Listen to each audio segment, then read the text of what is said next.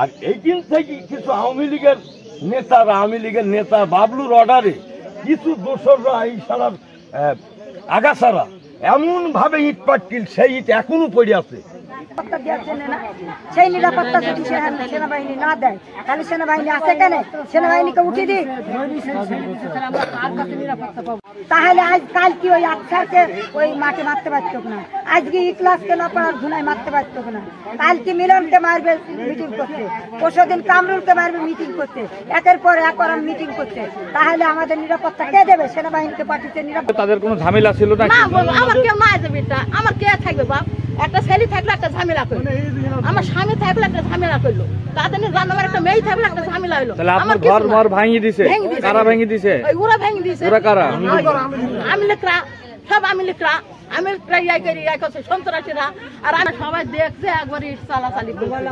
আমার কেউ নাই, আমার স্বামী নাই, ছেলে নাই, কেউ নাই, আমি একলা ঘরে, আমার একটা মেয়েও নাই, আমার কিছুই নাই মধু দিয়ে আমি শুয়ে আছি ইটের কবে আমি ঘরে হলে বেরিয়ে চলে গেছি। উইটি দেখলাম, দাড়ি দেখতে ঘরের সাথে উইটি দেখছি, ওরা ইরা আছে উইদুল, বাবলু দুই ছেলে, সুহান, জিমাদু, সাইফুল, আনা, ওই পটল, গাজাল, আর ইরা মুফা ছেলি, ওরা সবাই আরো 9 জন আরো আছে, নাসিরের ছেলি আরো 9 জন আছে, মেলা মানুষ। আমি তো মেয়ে ছেলে ঘুমে ঝুঁকে উঠেছি মতো দিয়ে দেখছি আমার ঘর বাড়ি একবার কিছু নাই, আমার ইট নাই বা কি, আমি বেশি না আঁকা বাঁকা রুইটা আমি ঘরে পালিয়েছি। এই সময়তে বাবলুর লোকজন আমি লিখে, আমি বিএনপি করি বলে গাজাল, উইদুল, হচ্ছে ময়ূ, সুহান, পলাশ, মামুন, এরাও অনেক জন আমাকে ধরে চারিধারে থেকে মাছ শুরু করে দিয়েছে, ভ্যানের ওপরে দুমদাম করে মারতে এনে গেছে।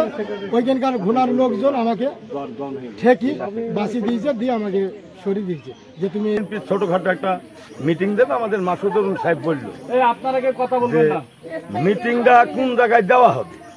আমরা ওইখানকার ওই কথাটা সেরে এসে এইখানে একটা কর্মী একটা মিটিং একটা ছোট্ট করছি যে কাল কিভাবে আমাদের এই মিটিংটা তোলা যায়, খরচ খরচা আছে, ওখানে খাবার দাবারের ব্যবস্থা আছে, করবো না ফল করবো, এইখানে একটা মিটিং করছি আমরা কয়েকটা সেলিব্রিটি ও ধারে সেই। আর এইদিন থেকে কিছু আওয়ামী লীগের নেতা বাবলুর অর্ডারে কিছু দোসররা এই সারার আগাছাড়া এমন ভাবে ইট পাটকিল, সেই ইট এখনো পড়ে আছে।